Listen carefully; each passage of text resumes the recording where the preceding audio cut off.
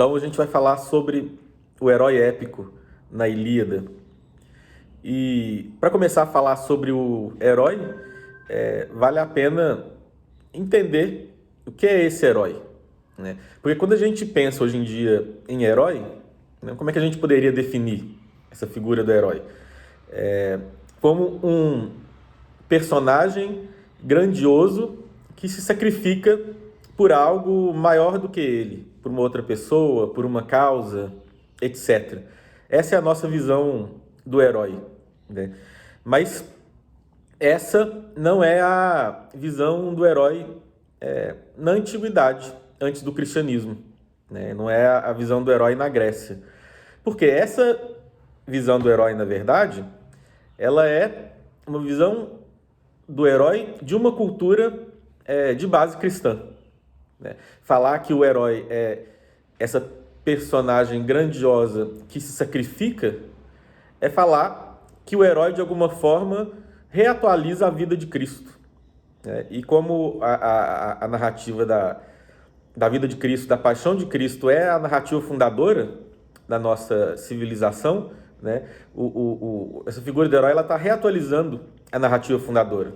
E aí é por isso que isso faz sentido para nós, mesmo que nós não sejamos cristãos, né? Eu estou pensando aqui em inteligência narrativa, né? E é interessante que fez muito sucesso, e até hoje faz, né? Essa ideia de jornada do herói, do Joseph Campbell, né?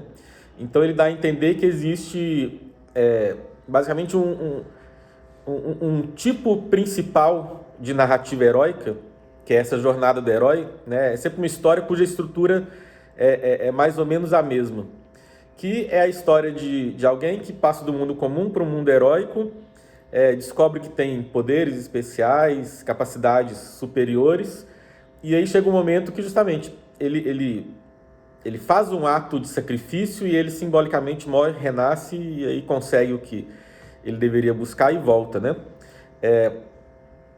Assim, uma teoria interessante, mas quando a gente estuda as várias narrativas heróicas pelo mundo, a gente vê que não existe só essa narrativa, que é muito variado, né?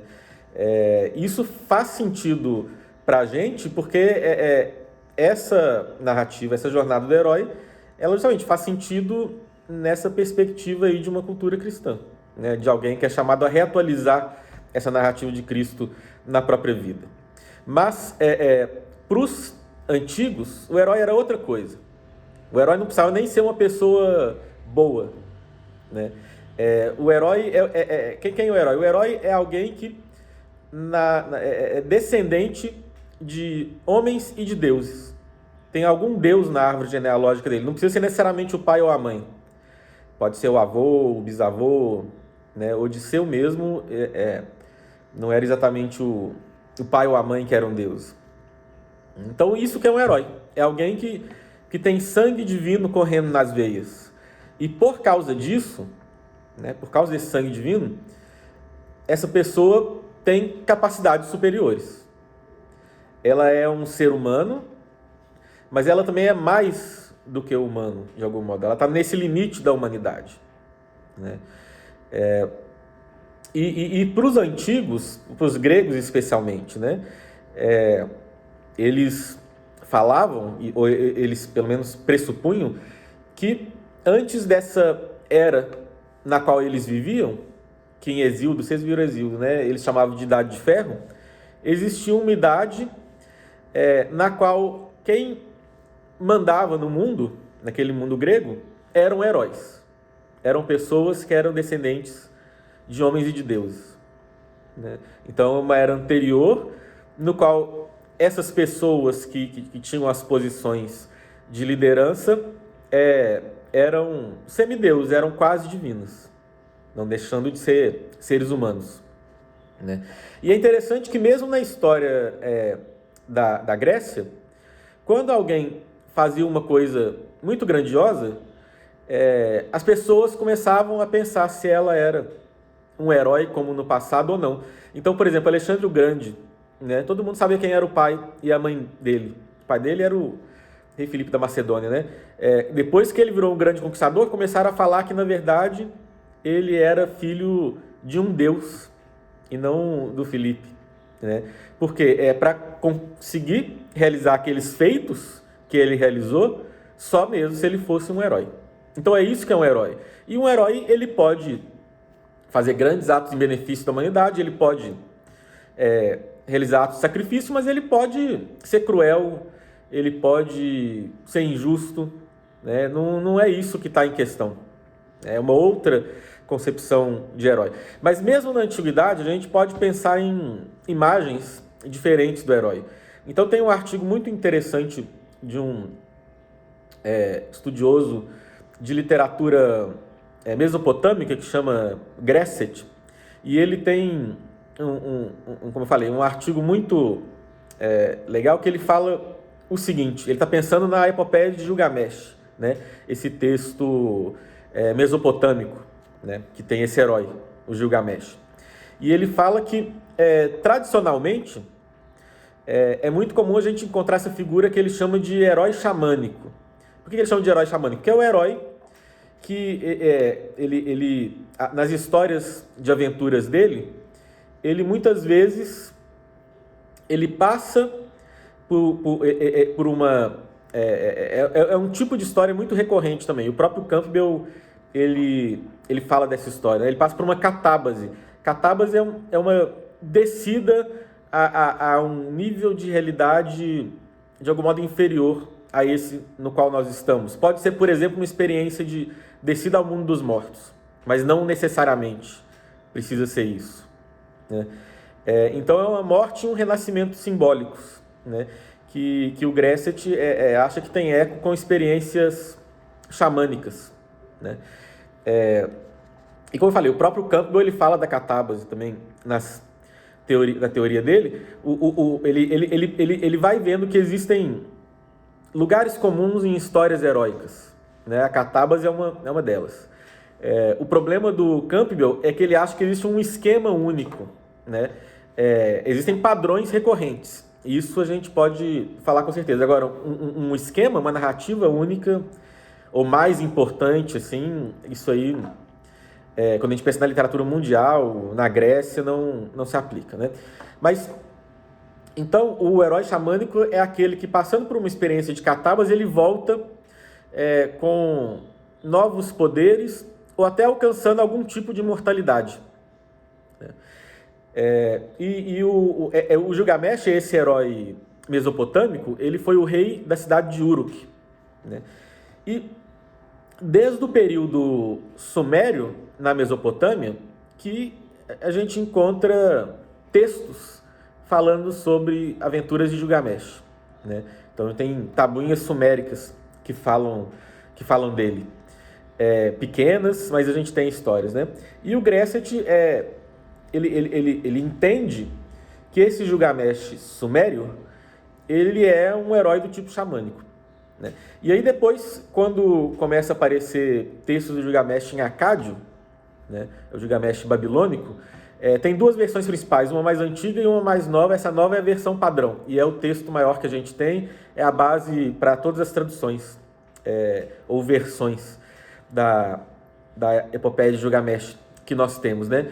Ele fala que nessa versão acádia, Gilgamesh deixa de ser esse herói xamânico, né? E ele se torna, então, o primeiro herói épico que nós temos notícia. E aí o que o Gresset chama de herói épico? Isso é interessante. O herói épico é aquele herói que se vê confrontado com a sua mortalidade, né? Ele não passa por uma experiência de catábase e volta com algum tipo de imortalidade, ou algo próximo disso. Ele pode até passar pela experiência de catábase, né? Ele pode até... mas ele não encontra uma imortalidade. E a história de Gilgamesh, do Gilgamesh acádio, essa epopeia de Gilgamesh, é justamente essa, né? Ele é o rei de Uruk, ele é 2/3 divino e 1/3 humano, né? É poderosíssimo, tal. Ele encontra um amigo que está na altura dele, que é o Enkidu. Tem toda a história lá de como o Enkidu surgiu. E aí, juntos, quando eles se tornam amigos, eles partem em busca de aventuras. E isso é muito interessante, porque eles partem em busca de aventuras para obter o quê? Eles querem obter a glória de terem realizado essas aventuras. Uma glória que será imortal. Né? Isso também é importante para o herói épico. Uma das principais fontes de motivação do herói épico é que ele parte em busca dessa glória, dessa fama que vai sobreviver até mesmo a ele. Né? É a imortalidade que ele pode ter. Mas o Gilgamesh, então, ele, junto com o Enkidu, ele realiza várias aventuras, e aí, em um momento, o Enkidu morre. E quando o Enkidu morre, o Gilgamesh toma consciência, uma consciência muito forte da própria mortalidade. E ele fica muito assustado. É a primeira vez no poema que o Gilgamesh sente medo. Ele que era grandioso, ele que se tinha, né? Ele não pensava nessa situação de mortalidade dele, né? Ele vivia na prática como se fosse um imortal. E aí né, ele sente falta do Enkidu, mas ele também ele percebe que ele mesmo é mortal. Ele descobre a sua própria mortalidade. E aí ele parte em busca da imortalidade. E ele vai até os confins do mundo. Né? Na história fala que ele cruza o lugar onde o sol nasce, né? Ou seja, ele vai para um lugar onde não tem nem o sol. E aí sim, isso é uma experiência de catábase.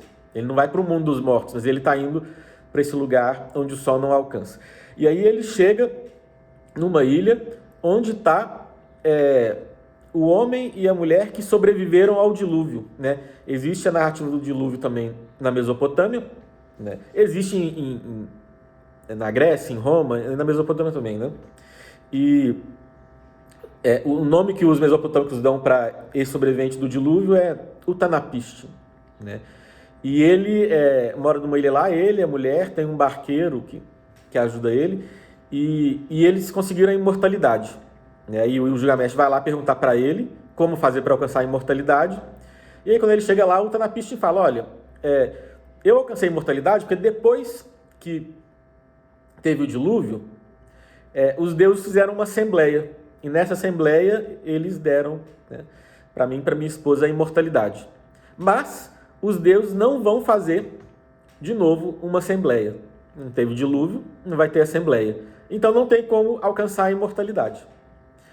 E aí, então, o Gilgamesh ele volta para casa e ele tem que se reconciliar com a sua imortalidade. E é isso que parece que ele fez. Né? Ele volta e passa a servir a cidade de Uruk. Ele constrói as muralhas de Uruk. Né?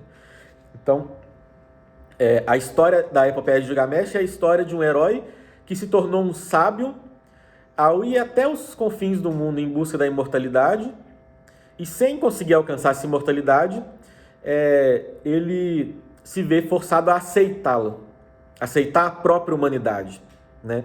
Então, o herói épico é um personagem literário muito interessante. Né? Ele não é esse herói que vai conquistar novos poderes, que vai se tornar imortal, mas é alguém que vai explorar os próprios limites do humano e, no fim das contas, ter que aceitar esse humano. Né? E a gente vê a mesma coisa acontecer, então, na Grécia. Na Grécia, assim, os poemas épicos mais antigos que chegaram até nós foram a Ilíada e a Odisseia. Né? E a gente fala que, né, a gente atribui a autoria a Homero, a gente não sabe se Homero existiu ou não, né? Se é uma tradição que foi colocada por escrito, ou se de fato existiu um poeta para a Ilíada, um poeta para a Odisseia, talvez um poeta para os dois, né? Isso são coisas que não dá para saber, porque a gente não tem fontes. Na verdade, especula-se que de fato o texto mais antigo que a gente tenha, né, por escrito da Grécia é a Ilíada. É interessante, a Ilíada marca essa passagem da oralidade para a escrita. E é isso, então a Ilíada é o princípio da literatura de forma escrita, sim, né, na Grécia. Como a gente viu, tem a epopeia de Gilgamesh, que é mais antiga, na Mesopotâmia, e foi colocada por escrita nas tabuinhas de cera. Né? Provavelmente a Ilíada foi fixada essa forma dela, né? Não a que chegou até nós. Até nós tem uma longa história, passa por Atenas, passa pela Biblioteca de Alexandria, mas assim, a Ilíada foi fixada pela primeira vez, mais ou menos nessa época que o alfabeto grego foi inventado, no século VIII a.C., né? Então significa que a Ilíada é o começo da literatura? Sim e não. Sim, enquanto literatura escrita, mas não porque antes de existirem textos escritos na Grécia, começo da literatura ocidental que eu estou falando, né? Antes de existirem textos escritos na Grécia, existia uma intensa cultura oral, né? E a poesia era praticada de forma oral. Então, existia poesia de vários tipos, né? Mas a poesia que era tida como uma das mais elevadas, né, era essa poesia que falava sobre os grandes feitos dos heróis, que é o que a gente chama de poesia épica, né? E é interessante porque essa poesia ela era cantada por bardos, que a gente chama de aedos, né? E eles não decoravam um texto e recitavam o texto. Isso vai acontecer na Grécia depois. Depois do alfabeto, os rapisodos vão ser, né, esses poetas que decoram, por exemplo, a Ilíada, a Odisseia, ou grandes trechos da Ilíada e da Odisseia, e recitam numa performance. Mas antes de existir cultura escrita, esses aedos, eles tinham as histórias mais ou menos na cabeça, tinham os personagens mais ou menos na cabeça, sabiam o que eles queriam falar. Eles tinham muitas fórmulas poéticas prontas para poderem falar, que ocupavam metade de um verso, mas eles improvisavam o canto, mais ou menos igual os repentistas fazem, né? Então, existe essa cultura da poesia épica improvisada pelos aedos, né? Existia um ritmo para isso, é o que a gente chama de exâmetro datílico, tinha um ritmo próprio, né? E tinha toda essa tradição oral. O que chegou por escrito para a gente não sabe, então, tanta coisa assim da tradição oral. O que chegou por escrito para a gente foi a Ilíada e a Odisseia. Mas existem testemunhos, existem textos gregos que falam alguma coisa sobre esses poemas, alguns desses poemas que foram perdidos, né? Então é interessante. Por exemplo, tem um resumo de poemas que se referem à Guerra de Troia, que é o que se chama de ciclo épico, num manuscrito da Ilíada ou da Odisseia, né? No começo. Por que eles fizeram esse resumo? Porque nesse resumo tem a história toda da Guerra de Troia, né? Às vezes a gente vai ler a Ilíada esperando que horas vai ter o cavalo de Troia, não tem o cavalo de Troia na Ilíada, né? A Ilíada narra um acontecimento da guerra que ocorreu no 9º ano da guerra, que é a briga de Agamenon com Aquiles, né? Então no fim da guerra, mas não é no momento do cavalo, né? A gente sabe também, como é que a gente sabe como começou a guerra, né? Esse resumo desses outros poemas épicos que falam da Guerra de Troia fazem uma síntese, né? E também tinha um manual de literatura na Antiguidade Tardia, escrita por um tal de Próclo, não o Próclo filósofo, né, mas um outro Próclo, chama Crestomatia de Próclo. E nesse manual de literatura, uma das coisas que tem é um resumo de vários poemas épicos, né? Mas o interessante é o seguinte, esse livro do Próclo, essa Crestomatia, também se perdeu, não chegou até nós. Mas existe um livro na Antiguidade, e aí na Antiguidade tardia mesmo, século X, né, do Patriarca Fócio, que é muito interessante. É o livro que ele fazia o resumo dos livros que ele leu, né? É a Biblioteca do Fócio. E nesses resumos a gente tem o resumo da Crestomatia do Próclo, que faz o resumo de poemas épicos. Então, é bem direto. Mas, de qualquer modo, analisando o que a gente tem desses poemas épicos que se perderam, é interessante porque autores como o Gracet e um outro estudioso de épica grego que chama Griffin, eles, assim, o material não é tão extenso para poder chegar a grandes conclusões, mas eles captam ali diferenças com relação à Ilíada e Odisseia, né? Então, por exemplo, Aquiles, né, que é o grande herói da Ilíada, Em alguns desses poemas do ciclo épico, ele tem super velocidade, então ele tem um poder, que na Ilíada ele não tem. Na Ilíada fala Aquiles de pés velozes, mas nunca fala que ele tem uma super velocidade. Falam também, tem essa história de que ele era invulnerável e que só no calcanhar dele que ele poderia ser ferido. Né? Aquela história que a mãe dele, que era uma deusa, a deusa Tétis, mergulhou ele num rio para dar a imortalidade para ele, e só no lugar onde ela segurou a criança, que foi no calcanhar, que ele era capaz de ser ferido. E foi justamente ali que o Paris, né, esse príncipe troiano, que foi o causador da guerra de Troia, conseguiu acertar uma flecha que o matou. Então ele é isso, ele era um herói super poderoso, com grande velocidade, com invulnerabilidade. Depois, no ciclo épico, quando ele morre, tem lá também a narrativa da morte dele. A mãe dele, a deusa Tétis, consegue para ele que ele vá morar na Ilha dos Bem-Aventurados, que é uma espécie de paraíso grego, né? Onde alguns poucos heróis iam, e também não tinha nenhuma lógica por que alguém iria para lá ou não, né? Mas Aquiles consegue, ou seja, de um certo modo ele consegue uma imortalidade, né? Então, quando a gente estuda um pouco, né, essas fontes, esses testemunhos que chegaram até nós, desses outros poemas, a gente vê que, de fato, parece que a Ilíada e a Odisseia são diferentes desses outros poemas. Nesses outros poemas, a gente parece ainda estar no modelo do herói xamânico, que tem superpoderes, que alcança alguma imortalidade, como eu falei, né? Sendo que na Ilíada e na Odisseia, nada disso acontece. Eles são grandes heróis, os personagens todos lá, muito hábeis em batalha, né? Superiores nos feitos heróicos que os seres humanos normais, mas eles não têm superpoderes, né? Então a Odisseia é muito interessante. A Odisseia, e isso tem a ver com a Ilíada também. A Ilíada, ela fala então sobre a Guerra de Troia, né?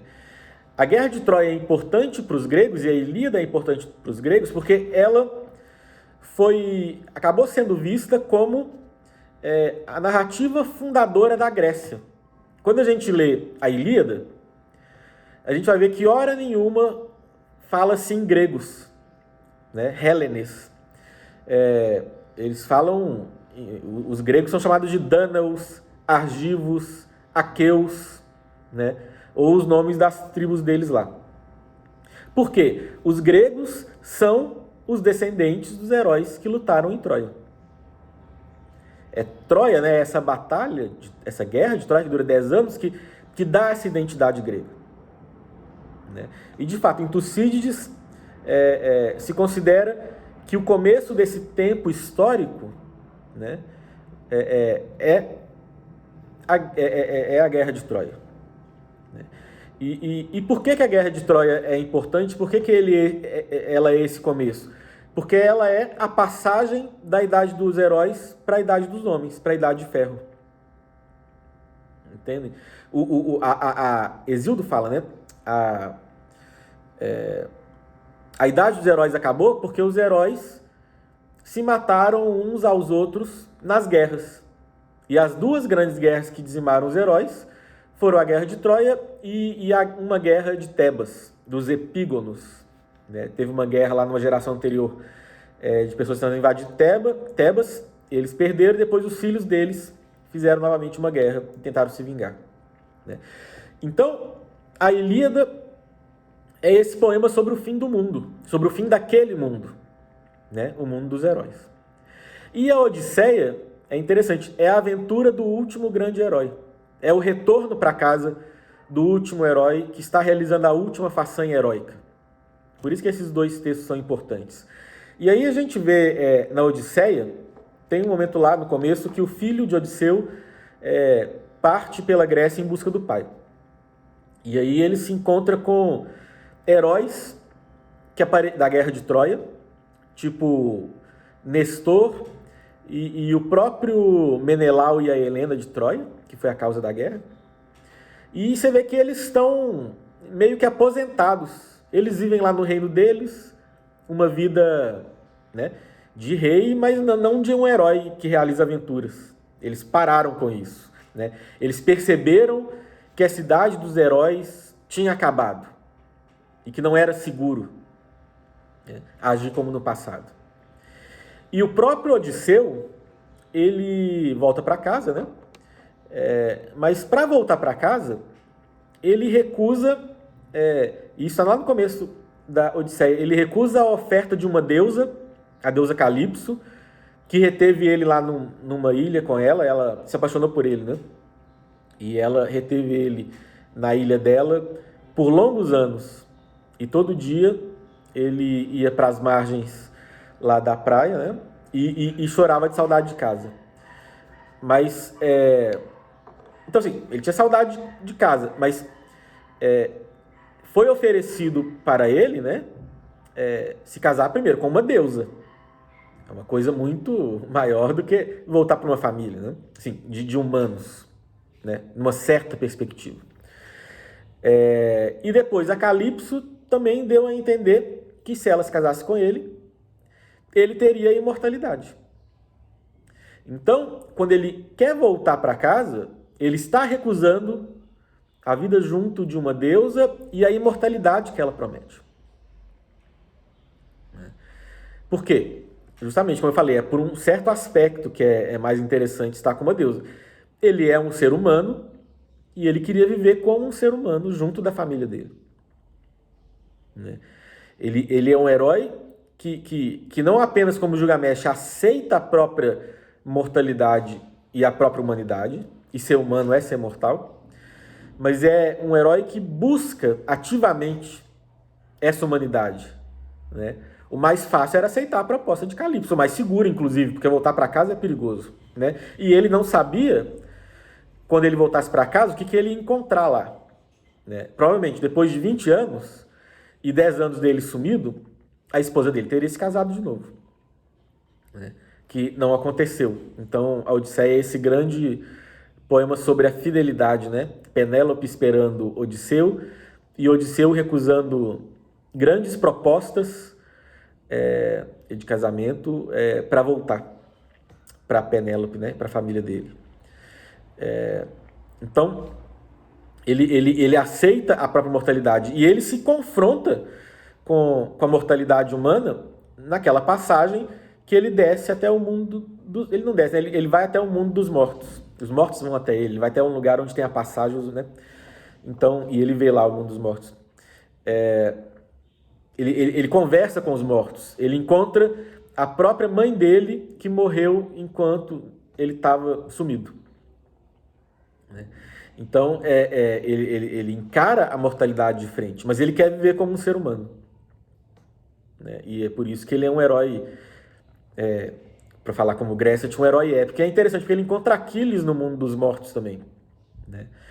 E ele fala, e aí, Aquiles, como é que é ser o rei dos mortos, né? Ele fala, olha, era melhor ser um escravo no mundo dos vivos do que ser o rei do mundo dos mortos.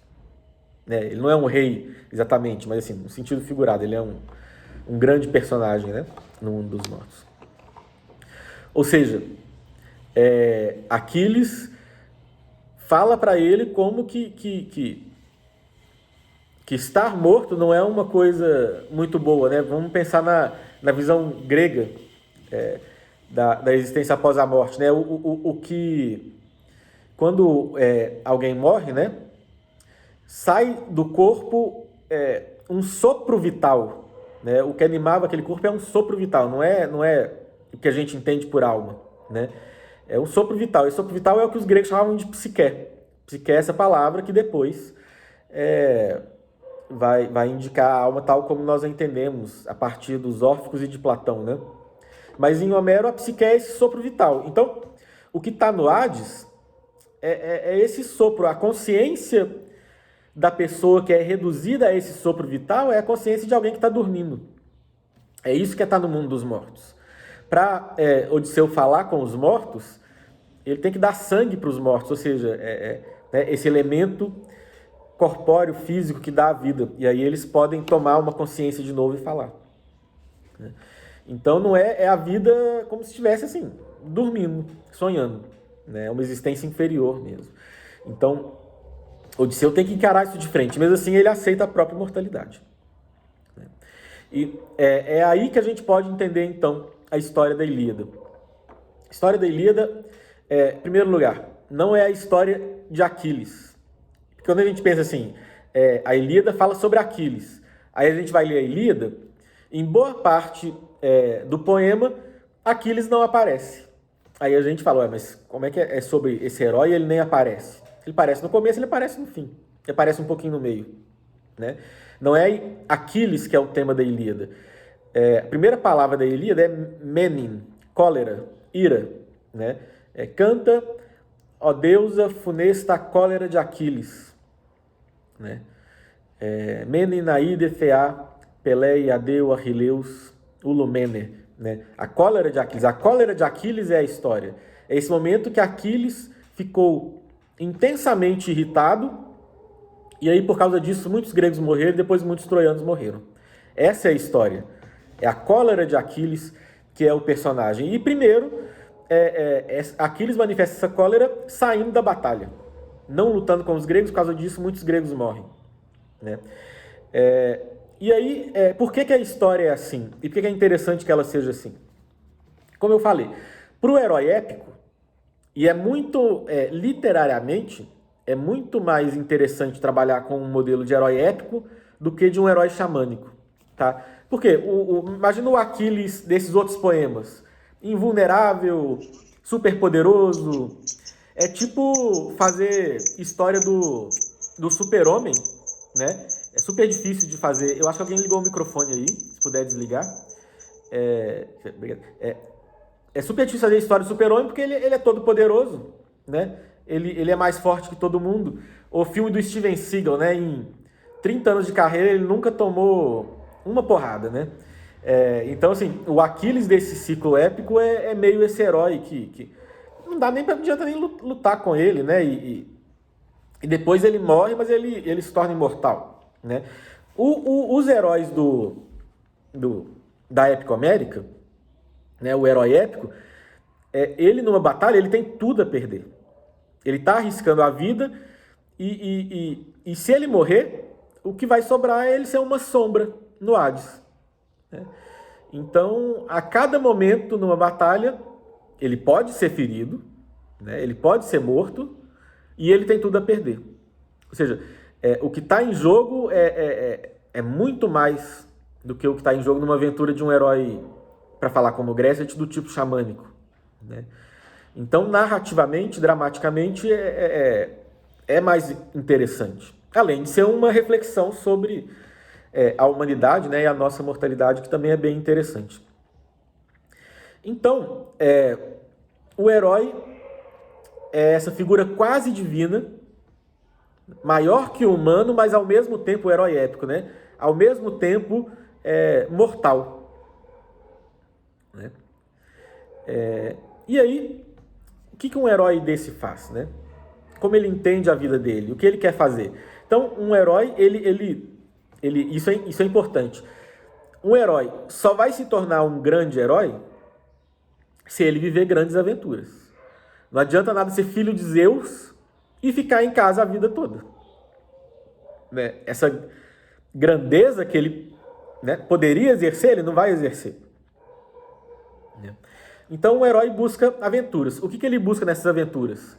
Primeiro, ele quer ganhar honra, ele quer ser respeitado como um grande herói pelos cidadãos, pela Grécia, etc., né? Principalmente pela cidade dele.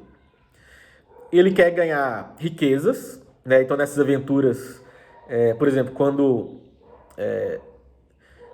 se vence a batalha contra uma cidade lá, o pessoal depois faz um saque da cidade e pega as riquezas dessa cidade, né? Depois divide e os maiores heróis ganham a maior parte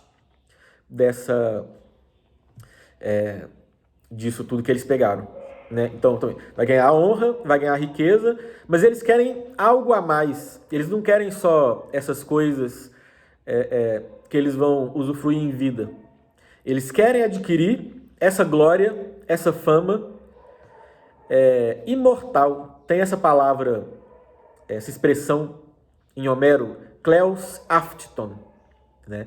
Glória imperecível, que é o que os heróis buscam. E é interessante que um equivalente a essa expressão em grego é encontrado também na épica indiana. E a gente sabe, né, os gregos e os indianos, tal, eles remontam a um povo que a gente chama de indo-europeus, né, a língua deles, os vários costumes. Então, essa busca por uma glória imperecível, se essa ideia aparece na Índia e na Grécia, isso parece ser uma coisa muito antiga, já do tempo dos indo-europeus, né? Ou seja, uns 10 mil anos antes de Cristo. Então, os heróis, eles querem alcançar essa glória, esse kleos, né? Essa fama. O que é essa glória? Né?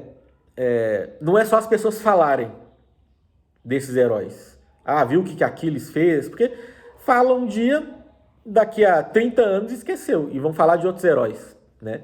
Não é isso. Alcançar a glória é ser cantado, é ser o personagem de um poema épico. É realizar feitos tão grandiosos que essa pessoa se torna o personagem de um poema. É ser cantado por um poeta. Né? É isso que os heróis épicos desejam. Então, se a gente reparar, parece ser uma coisa super pós-moderna. Né? O que os heróis da Ilíada mais querem? Além da honra, das riquezas que eles podem adquirir, eles também querem sobreviver. Né? O Jean-Pierre Vernant fala da bela morte, né? Que o herói quer morrer de um modo belo. Se ele for morrer, ele quer morrer de um modo belo. Mas se der para sobreviver, ele prefere. Né? Lutar, realizar grandes aventuras e ficar vivo, como Odisseu, né? É melhor do que ter uma bela morte como Aquiles. Mas, o que aqueles personagens, o que aqueles heróis todos da Ilíada e da Odisseia querem? Eles querem se tornar personagens da Ilíada e da Odisseia. Porque essa é a glória imperecível deles. Então, essa é uma das grandes motivações de um herói épico. É a forma de imortalidade que eles encontraram. Né? Eles vão ser uma sombra no Hades, mas as pessoas vão se lembrar deles. Né? E de fato, provavelmente Aquiles nunca existiu. Mas até hoje ele é cantado. Né? Ele alcançou o objetivo dele, da glória imperecível. Então, esse é o herói épico. Né? E na Ilíada, como eu falei, o fato de Aquiles não aparecer o tempo todo é importante porque isso dá espaço para outros heróis aparecerem. Né? E se destacarem. Vários heróis, então, encontram esse momento de glória que vai ser retratado de uma forma poética, que a gente chama de Aristeia. Então, tem a Aristeia de Diomedes, tem de vários heróis. Do próprio Odisseu tem na Ilíada lá um momento, do próprio Agamemnon, entre outros. Mesmo que seja um trechinho pequeno, tem vários heróis. Né? E mesmo o herói que aparece numa linha e na outra morre, ele foi imortalizado. Né? Ele apareceu no maior poema épico de todos os tempos. Mas o maior herói daquela geração era Aquiles. Né? Ele era o mais capaz, o que tinha maiores qualidades guerreiras. Era Aquiles. Né? E ele queria então alcançar essa glória imperecível. É isso que ele queria na vida dele. Né? É alcançar essa glória. Ele comprou esse ideal heróico totalmente. Né? Ele queria se tornar o maior herói da sua geração e ser lembrado para sempre por isso. Porque ele tinha capacidade para isso. Mas como eu falei, sua capacidade não adianta. Para se tornar o maior herói, o melhor dos aqueus, né, para usar a expressão da Ilíada, ele tinha que viver a maior das aventuras. Não adianta nada ser o melhor dos aqueus e só realizar aventuras medíocres, batalhas fáceis de ganhar. Ele tinha que estar na maior das batalhas da geração dele. E essa batalha, né, não é uma batalha, né? Essa guerra é a guerra de Troia. Então, para ele alcançar o grande objetivo dele, se tornar o maior dos heróis, ele tinha que estar na maior das guerras, que era a Guerra de Troia. E ele sabia também, por causa de uma profecia, que ele tinha duas escolhas na vida. Ou ele vivia muito tempo e morria como uma pessoa sem fama, não alcançava o Cleus, e vivia no palácio dele tranquilo, ou ele morria jovem e alcançava essa grande glória. Ele sabia que ele tinha diante de si essa escolha. Tem lá uma parte da Ilíada que ele fala desse oráculo. É interessante que quando a gente pensa na existência heróica, essa escolha ela aparece de um modo ou de outro para todos os heróis. Por quê? Um herói que quer ficar muito famoso e se envolve em grandes batalhas, ele de fato está correndo um grande risco de vida. Um herói que vai para muitas batalhas, provavelmente ele vai morrer jovem e vai alcançar uma fama se ele for bom. E se ele prefere viver muito tempo, ele fica mais lá no palácio dele, luta só quando é preciso mesmo, e ele talvez tenha uma vida longa. Então, essa escolha de Aquiles, ela só é a radicalização da condição heróica. Ele, como eu falei, esse ideal heróico aparece na sua máxima intensidade para Aquiles. E o ideal heróico implica, então, a vida, as consequências de uma vida heróica são essas. Para você conseguir fama, você tem que arriscar a sua vida. E se você arriscar a sua vida muito, você acaba morrendo. Ou você não arrisca tanto e também não adquire a fama. E ele, na Guerra de Troia, ao que tudo indica, ele tinha, de fato, escolhido a fama. E tinha aceitado essa mortalidade. Ele aceitou que ele morreria jovem. Mas chega um momento que por causa lá de uma peste, então a Ilíada começa com uma peste, com uma epidemia mandada por Apolo, que mata os animais e depois mata os homens. Agamenon e Aquiles entram numa grande disputa. Essa passagem de como que eles começaram essa disputa é muito interessante. Seria longo demais explicar ela aqui, mas eu tenho no meu canal do YouTube, se procurarem Bernardo Lins Brandão, tem lá a primeira aula sobre a Ilíada, que eu falo a aula quase toda só sobre essa disputa. E aí vocês vão ver como é que ela vai se constituindo. E aí, eles entram nessa disputa. Agamenon pega uma escrava que Aquiles tinha, que ele gostava muito. Era uma escrava e uma amante, Essas coisas terríveis dessa cultura heróica e grega, de escravizar mulheres e elas se tornarem amantes lá dos heróis, E para eles parecia não ter nada demais, É terrível, mas então assim, a briga toda da Ilíada é por causa dessa escrava, que Agamenon, para mostrar que ele é mais poderoso que Aquiles, toma dele, E aí Aquiles fica furioso. E quando a gente faz uma primeira leitura da Ilíada, a gente pode ser tentado a achar que Aquiles exagerou, que ele não devia ter ficado tão irritado e nem ter saído da batalha por causa disso. Mas quando a gente entende aquela cultura, a gente começa a perceber que o que ele está fazendo faz um pouco mais de sentido, apesar de ele estar exagerado mesmo. Por quê? Numa cultura heróica, você é o que os outros pensam de você. Então nós, que vivemos depois de Platão, que tem toda essa questão de que o ser humano, no fundo, é a alma dele, e ninguém vê a alma, então ninguém sabe o que a pessoa é de verdade, a não ser ela mesma. E olhe lá, às vezes nem ela mesma.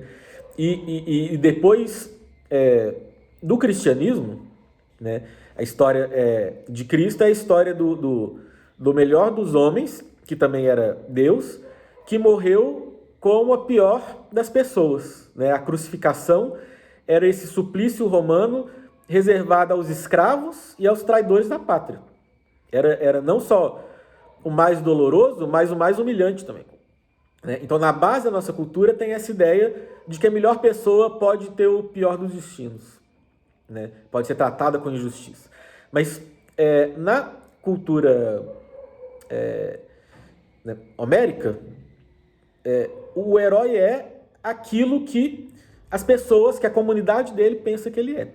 Então, se Aquiles é desonrado publicamente por Agamenon daquele jeito e não faz nada, né, ele foi efetivamente diminuído. Ele não é mais o grande herói que ele era, né, por essa humilhação pública. E aí a situação fica grave para ele, porque se ele é humilhado publicamente, se ele aceita, se ele tem esse eu dele diminuído diante da comunidade, ou seja, diante dele mesmo também, ele não vai poder mais ser o maior dos heróis. Entendem? O maior dos heróis não vai sofrer uma afronta assim e ficar calado. Mas, ao mesmo tempo, então, assim, a intenção primeira dele era matar Agamenon ali mesmo. No começo da Ilíada, é isso que ele fica querendo fazer. Mas, se a guerra de Troia acaba e eles vão embora, ele também não se torna o maior dos heróis. Ele precisa de mais tempo nessa guerra para realizar mais feitos grandiosos, né? Para poder se tornar o maior dos heróis. Então ele se entra aí ele se vê num impasse, né? Ou ele aceita a humilhação de Agamenon e deixa de ser o maior dos heróis, ou ele acaba ali mesmo a guerra de Troia e ele deixa de ter a oportunidade de se tornar o maior dos heróis. Então o que ele faz? Ele sai da guerra e pede para a mãe dele pedir para Zeus que ajude os troianos para que os troianos comecem a vencer.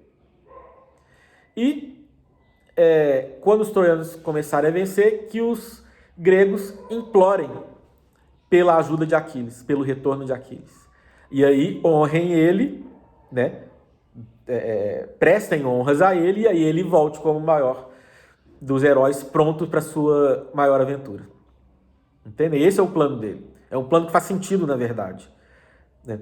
Dada a situação dele. Inclusive porque ele fala no meio da briga lá, ele acha injusto que ele seja tratado da forma que ele está sendo tratado, sendo que ele é o guerreiro mais poderoso, ele se arrisca no campo de batalha mais do que ninguém, né? E Agamenon se arrisca menos. E tem uma proeminência lá enquanto o general da cidade mais poderosa, né? É um poder político, né? Então Aquiles se ressente disso. E aí ele sai da batalha, né? E aí o plano dele acontece exatamente do jeito que ele queria, né? Ele sai da batalha, Zeus faz os troianos começarem a ganhar, Zeus dá muito poder, muito vigor ao principal príncipe troiano, que é Heitor, é o maior guerreiro troiano, né?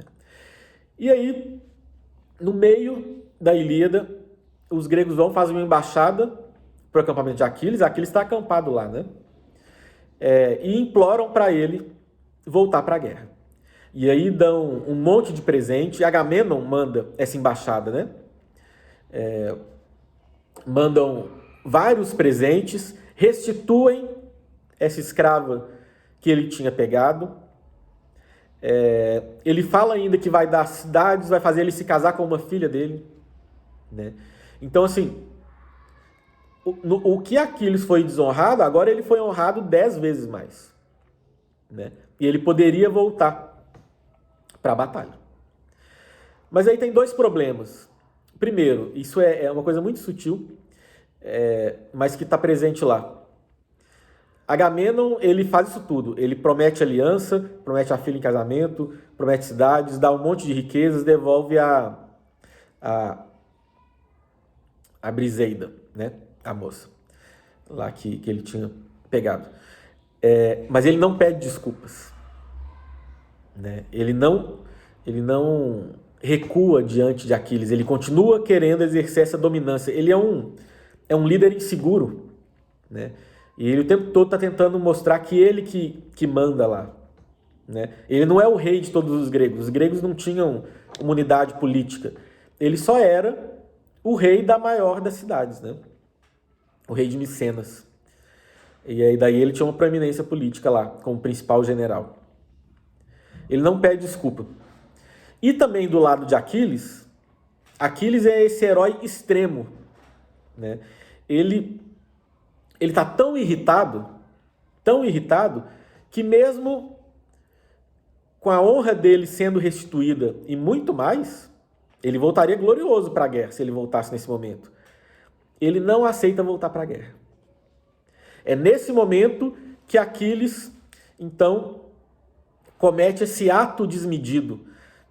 Depois, na época da tragédia, isso vai ser muito importante, vai ser até teorizado por Aristóteles, né? Os heróis da tragédia, nem sempre, tá? Mas muitas vezes, eles cometem alguma desmedida, o que os gregos chamam de híbris, que é o grande pecado heróico. Como eles são muito grandiosos, muito extremos, eles podem ser muito desmedidos. E essa desmedida deles pode trazer consequências funestas, né? Então, Aquiles comete essa híbris de não voltar para a batalha depois dessa embaixada, né? A ira dele é muito desmedida. E aí qual que é a consequência disso? Os gregos começam a perder ainda mais, os troianos chegam até as muralhas lá, assim, né? Eles construíram lá uma proteçãozinha para o acampamento, destroem essas muralhas e estão prestes a colocar fogo nos navios gregos. Se eles fizerem isso, acabou a guerra e os gregos perderam, né? Nesse momento, Patroclo, que é o melhor amigo de Aquiles, né? Ele fala assim: olha, Aquiles, você não quer voltar para a batalha? Deixa eu usar a sua armadura, e aí eu vou como se eu fosse você para a guerra, né? E aí os gregos vão se animar e a gente consegue expulsar os troianos daqui do acampamento, né? E aí Aquiles fala, tudo bem, porque ele estava preocupado, né? Ele também não queria ver os gregos todos morrerem. E ele fala, mas olha, você vai fazer isso e vai levar os troianos só até as muralhas de Troia, depois você volta, né? Porque é perigoso. E aí Patroclo veste a armadura, ele de fato anima o exército grego começa a ganhar, ele leva os gregos até as muralhas, mas aí o Patroclo comete a híbris. Ele continua na batalha e não ouve o que Aquiles falou. E simbolicamente isso é interessante, ele está com a armadura de Aquiles, né? Ou seja, ele está querendo ser Aquiles sem ser, né? E aí o resultado disso é que ele é morto por 3 golpes, né? O primeiro golpe quem dá é o deus Apolo, depois um outro herói e depois Heitor, né? E aí se faz uma grande batalha em torno do corpo de Patroclo, os gregos conseguem levar de volta o corpo, mas Heitor fica com a armadura de Aquiles. E aí é interessante, porque também ele cometeu uma híbris. Isso é uma coisa comum nas batalhas desses heróis épicos, tá? Você mata um herói, você pega as armas dele, né? Primeiro, porque elas eram muito valiosas. Segundo, porque você ter as armas de um herói que você venceu é a prova de que você venceu esse herói, né? É o sinal dessa glória.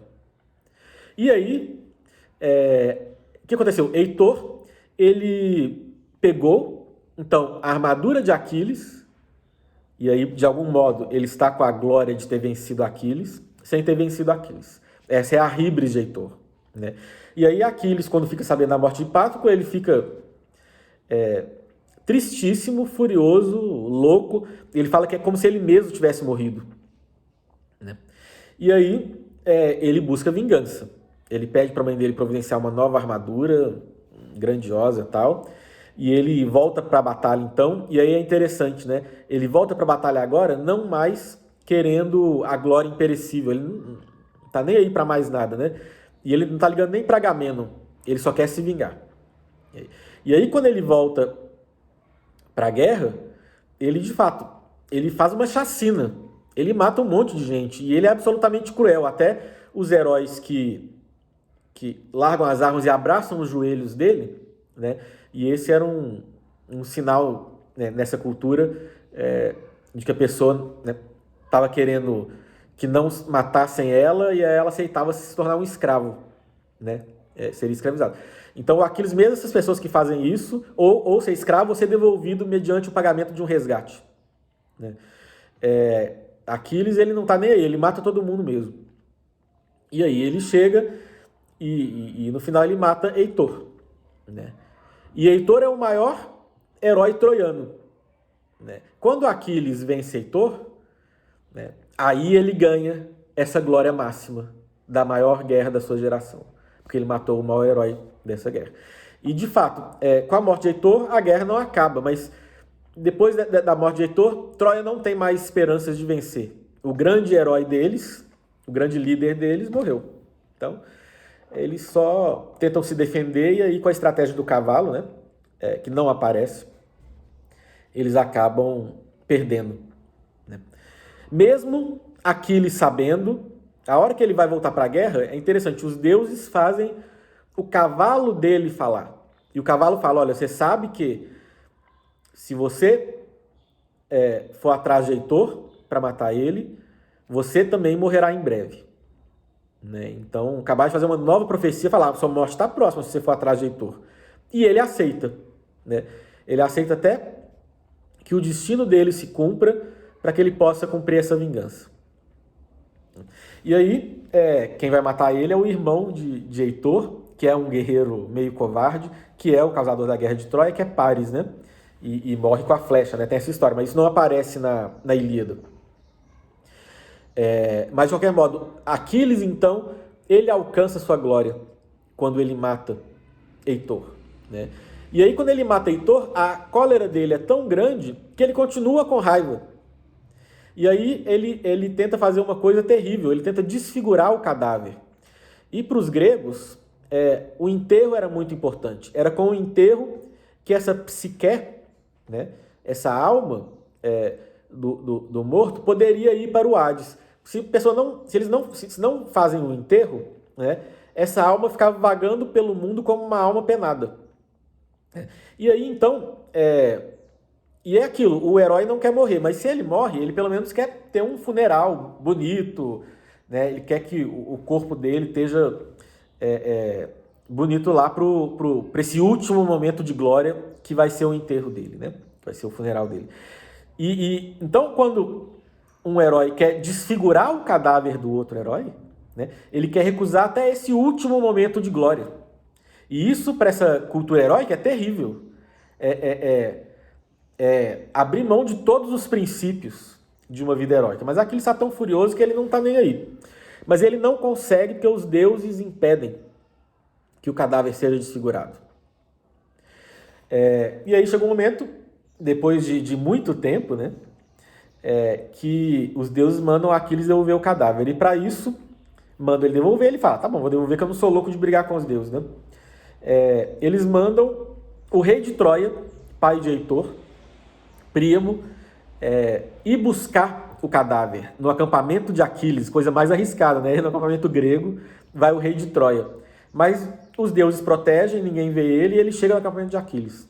E quando ele chega lá, Aquiles toma um susto, né? Tá o rei de Troia lá, e ele então se ajoelha, beija as mãos de Aquiles, e é a cena mais bonita da Ilíada, esse fim da Ilíada, porque Aquiles vendo Príamo, né, que tá velho, que perdeu muitos filhos e acabou de perder esse filho que era a grande esperança de Troia, né, tá lá se rebaixando para poder conseguir o cadáver do filho, né? E aí quando Aquiles vê Príamo, ele se lembra do próprio pai, que está lá na cidade dele, na Fitia, e que vai passar a velhice sem ter ninguém que cuide dele, porque Aquiles vai morrer, e era filho único, né? Então, vendo Príamo, ele reconhece o próprio pai, e aí ele sente piedade de Príamo.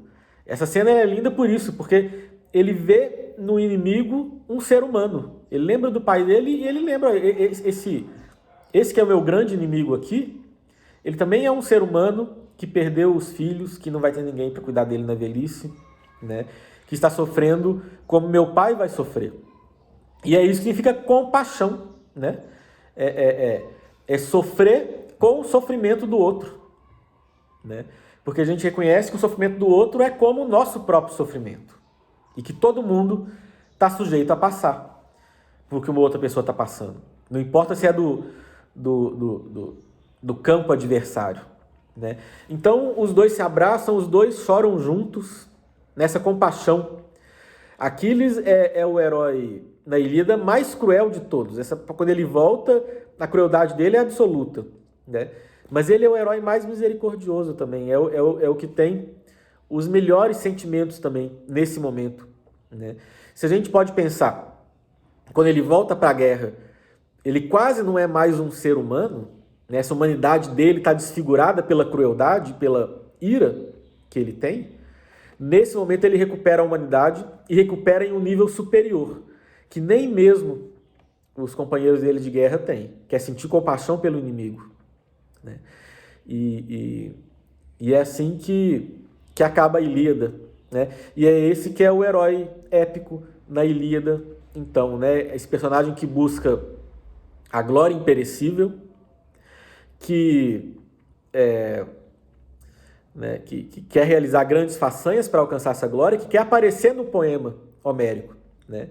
E o maior deles é Aquiles, que pode ser, por vezes, muito violento e muito cruel, mas que pode ser muito humano também, né? Então, duas coisas interessantes para acabar aqui. Primeiro, a Ilíada começa com esse grande impasse de Aquiles, né? Que ele quer se tornar o maior dos heróis e para isso ele tem que ver a maior das aventuras. Mas a hora que ele briga com Agamenon, isso parece ficar quase impossível. Porque ou a guerra acaba ou ele é humilhado, né, e rebaixado.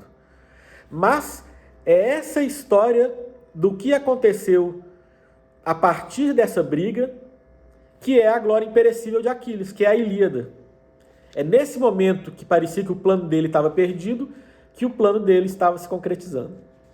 Porque a glória imperecível de Aquiles é a Ilíada, que é a história do que aconteceu depois dessa briga.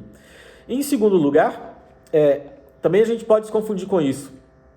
Quando a gente, hoje em dia, né, fala de histórias de heróis, como o herói, na verdade, é essa reatualização da vida de Cristo, para a gente hoje, né, o herói é sempre alguém que será louvado, né? E mesmo quando a gente tem histórias de anti-heróis, né, o mundo contemporâneo ele não acredita muito mais em heróis. Mas aí então tem os anti-heróis, né?